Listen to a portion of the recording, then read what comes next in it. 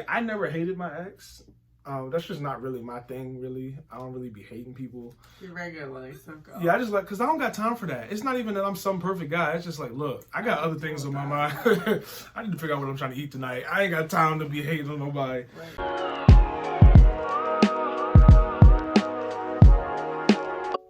What's up, fam? Welcome back to the We Are Just Dating page. My name is Tim.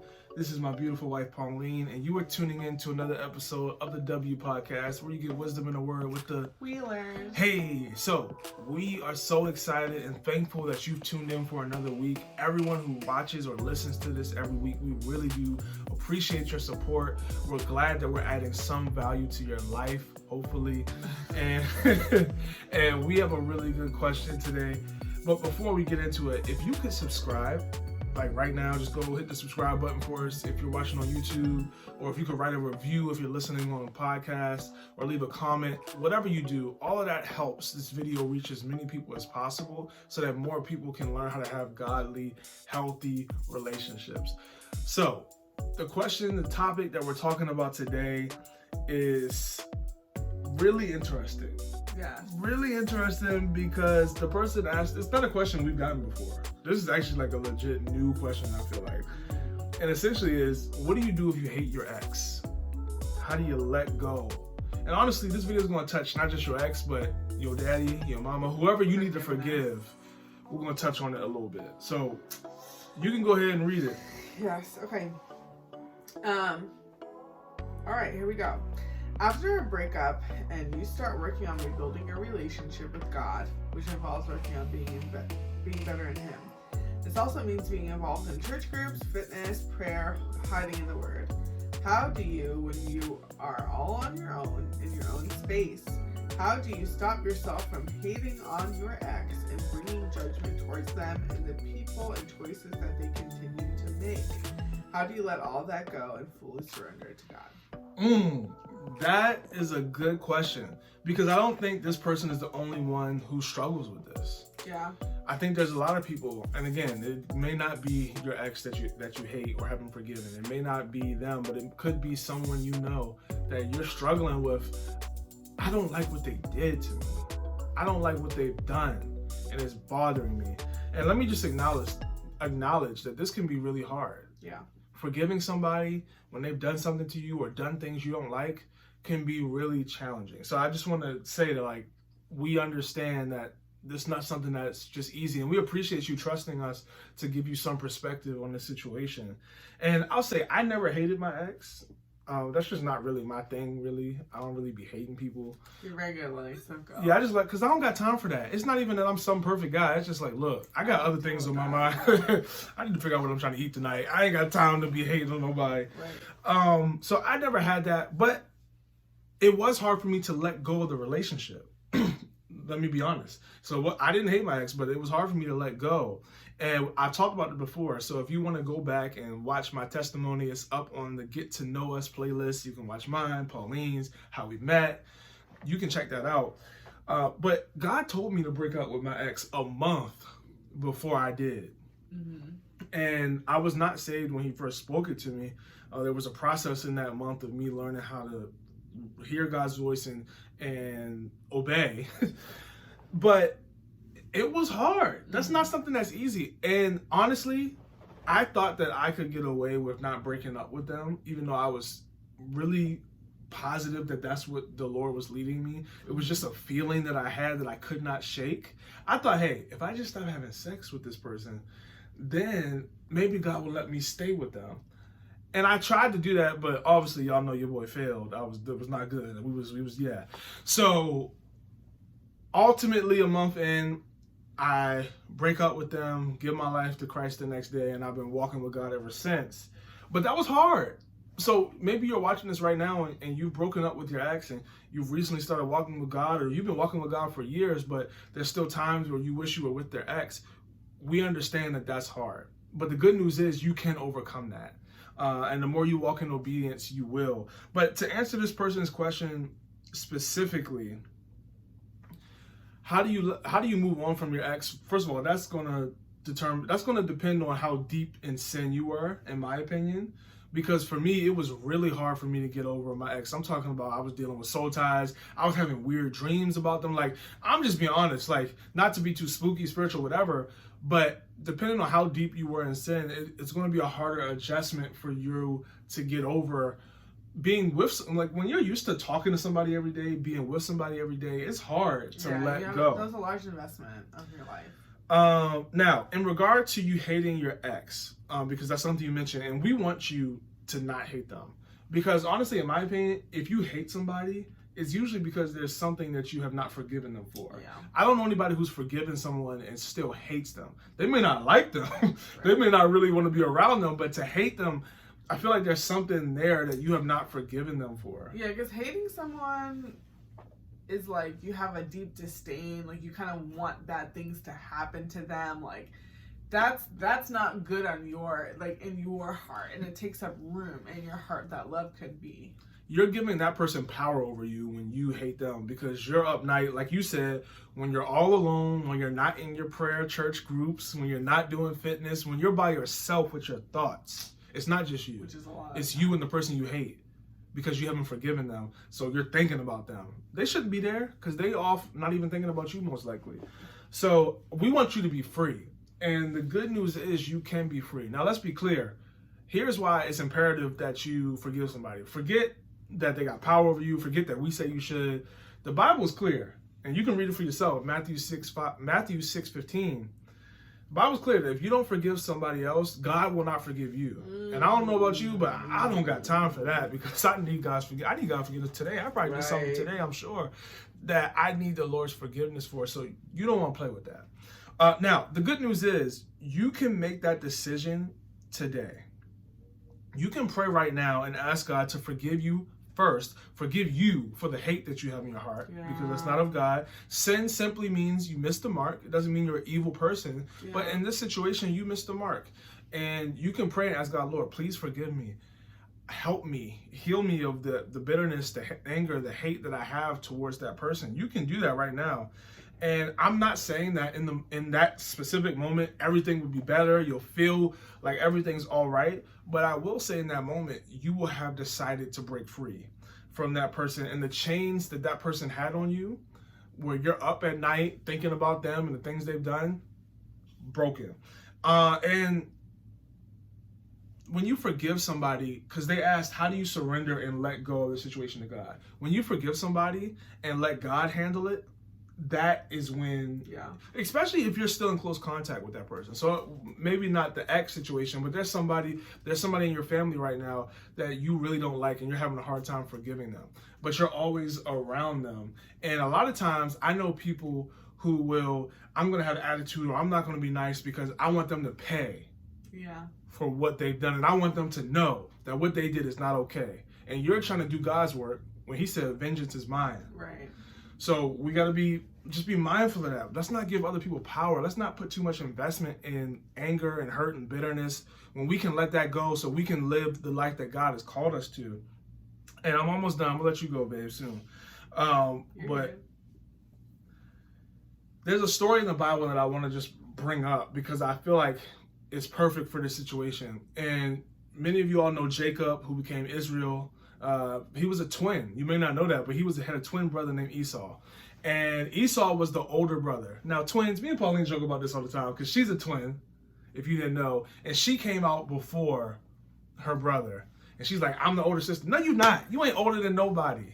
Y'all was in... There's a little bit of pride to work through because he is the oldest of 4 brothers. I'm really the oldest. He's like, don't try. You can't love. There's a legitimate... You don't know what it's like to really be the oldest. There's legitimacy to my oldness as a brother. Oldness. You ain't got no little legitimate. But anyway, Esau and Jacob were twins. Esau came out first, but Jacob actually had his hand on Esau's heel because he was trying to come out first. Now, back in this time, this is a little Bible lesson, but I promise you it's going to be good. In that time, the oldest got the blessing. They got all the money. Like, think about if your parents had a 401k or something that you were going to get an inheritance and the older sibling got it. You would not be rocking with that. Anyway, long story short. Yeah, let's shoot oldest. Long story short, Jacob tricked Esau, got his blessing. Esau hated. The Bible says Esau hated Jacob because of that. And it's interesting because Esau was pleading to his dad, please, can I still have a blessing? And he didn't give him one really, but he did say this that helped him get over what his brother did eventually. And he said, the Bible says that when Esau decides to let go of what his brother did to him, he'll be free. And I don't know who's watching this. It may not be your ex. It may be your boss. It may be your dad. It may be a coworker. But you have the power to decide right now to break free from that unforgiveness you have and choose to forgive them. Because I think sometimes because there's so many emotions that get caught up and being hurt, we forget that forgiveness is a choice. It's not an emotion. So it's not, I feel better about what you did, so now I forgive. It's no, I'm choosing to be free. I'm choosing to free you from my mind of what you did to me. So I'm going to forgive. And I'm just going to read the verse really quick because it'll tie it in. And it says, this is Genesis 27:40. It says, you will live by your sword. This was Esau's dad talking to him. You will live by your sword and you will serve your brother. But when you decide, that's the word I just really want y'all to get. When you decide to break free, you shall shake his yoke from your neck, meaning he'll no longer have a stranglehold around you. You will be free. So I hope that really encourages you to know that you have the power to decide to no longer hate this man. I'll let you go. Thank you. I'm sorry. No, I felt that. Like, that was that was like, good. when I read this, I was just like, wow, like, the answer is actually easier than they think. Right. Now, I am somebody who has struggled and am still growing in my ability to forgive. So I very much relate to you. And some people it's easier to forgive than others.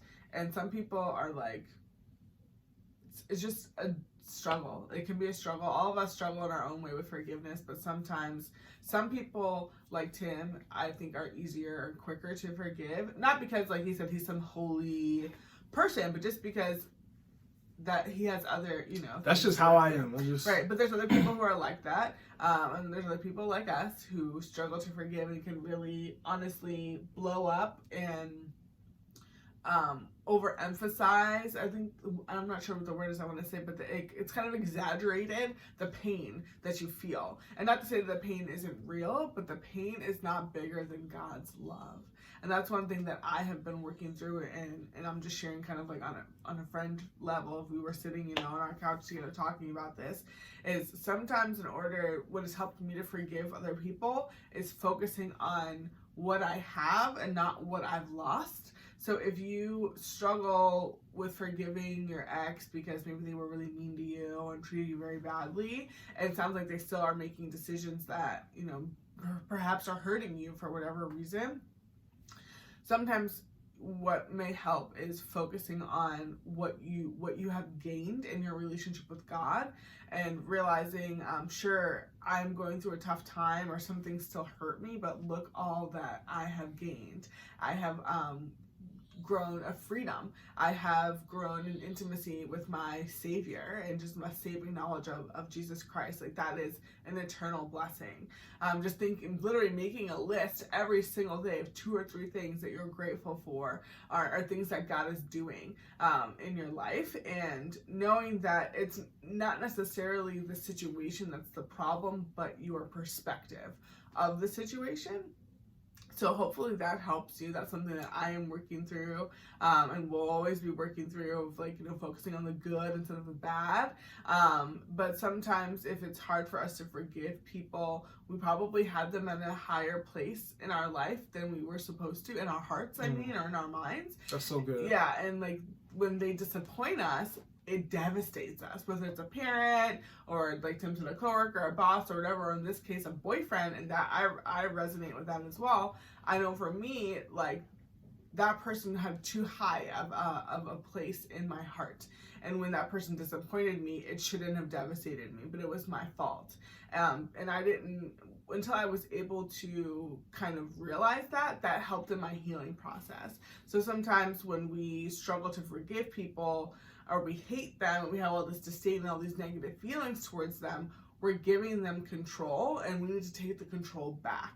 and say, like, it's not that this person did this to me, it's that I put myself in a situation where I allowed myself to be hurt or whatever. And sometimes that can help. That has helped me. Instead of playing victim and saying, oh, this happened to me, this person did this to me, and saying, hey, I didn't know any better back then, but now I know better. And look at all the good decisions I've made because of the pain I've experienced and what I've learned. Look at the good friends that I have around me now, or, you know, just how I've grown in my interactions. Yeah. And Pauline, what she's not saying right now, because I could see somebody misunderstanding what you just said, which was good.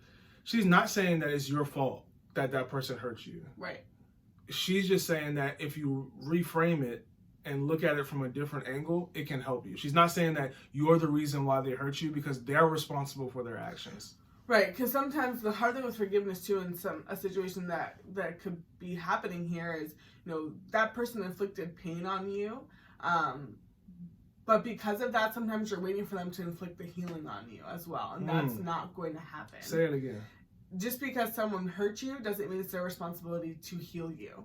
Just the same way I feel like I've given this analogy before, but if I get, you know, hit by a car, God forbid, it's my responsibility to make sure I go to the doctor every week and, you know, make calls to the doctor if I feel like there's something wrong. It's my responsibility to make sure that I'm healed. Even if that person, you know, pays their insurance and their insurance pays me for my medical bills, I still have to check up on my foot and change the dressings on the bandages and all of those things. I have to make sure that I am okay, even though I did not inflict the pain on myself.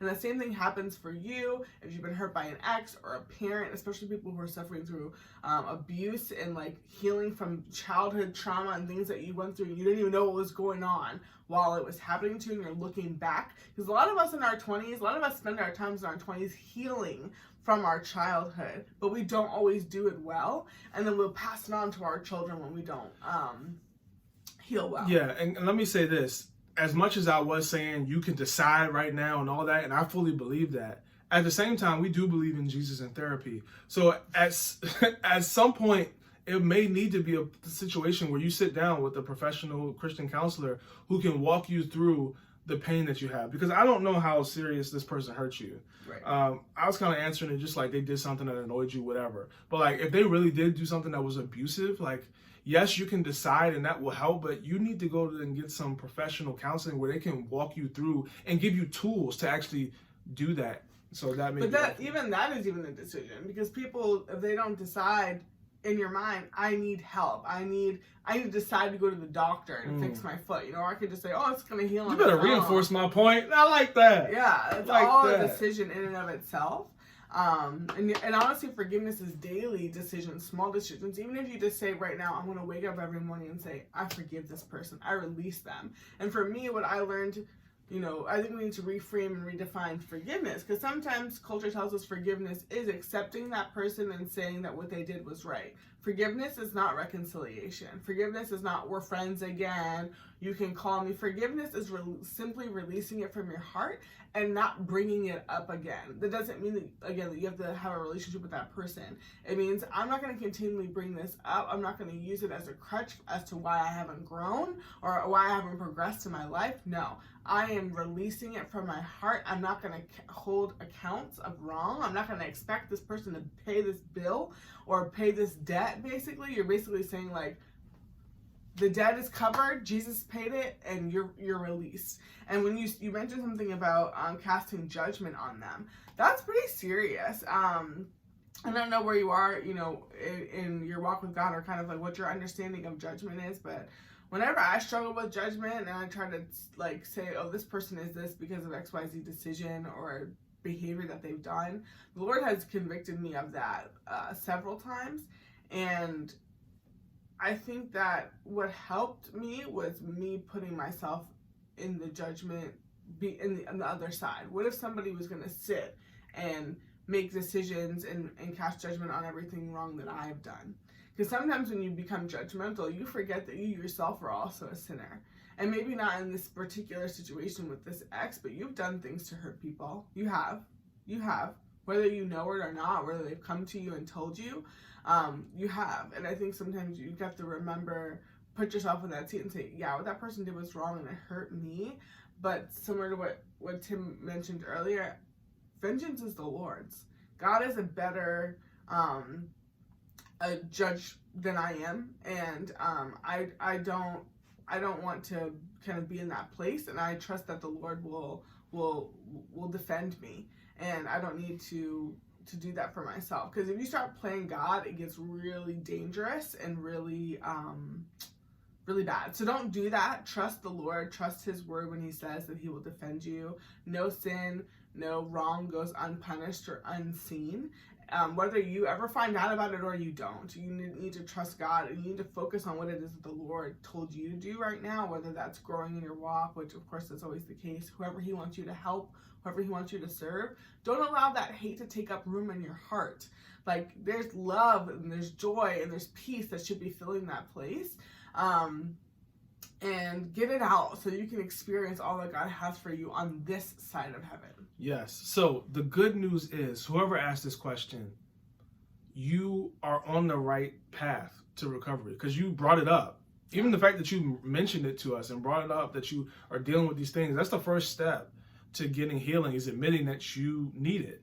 So continue to make that decision to forgive, continue to make the decision to try to get healthy in this area, and God will help you. Yeah, and He's faithful. I think another thing too to think about, so I'm like passionate about this because I've experienced, I feel like I'm talking to a friend, whoever you are, this question. But one thing that also helped me with my forgiveness was the prayer that Jesus prayed on the cross. Father, forgive them, for they know not what they do. That helped me so much, because sometimes we feel like people are intentionally doing things to hurt us, and they're not. Like, they're doing all that they know to do. This is what their parents did to them. This is what they saw in their family. They think it's normal. So I think sometimes, and pride can be sometimes a little bit embedded into that, where you think like, oh, why would this person do X, Y, and Z to me? And so they're not really doing it to you.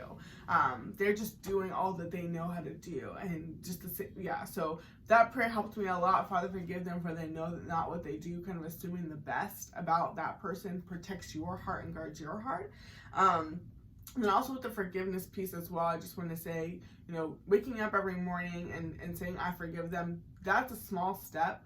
But every day your goal is to get better. You're not going to turn from hating someone to loving them all at once. It's going to be a process. And by love, I mean wishing good thoughts towards them. I don't mean, being in a relationship in any fashion with them. So give yourself grace in that way to get a little bit better every single day, whatever that looks like for you, and set healthy expectations, because sometimes the enemy can discourage us from moving forward, and he's just say, stay where you are, you're already hating them, that's all you know to do. No, baby steps every single day. The enemy would love to get you stuck and fixated on your past, so that you don't move forward and you don't go after all that God has for you. That's ultimately what he wants, is to steal your faith.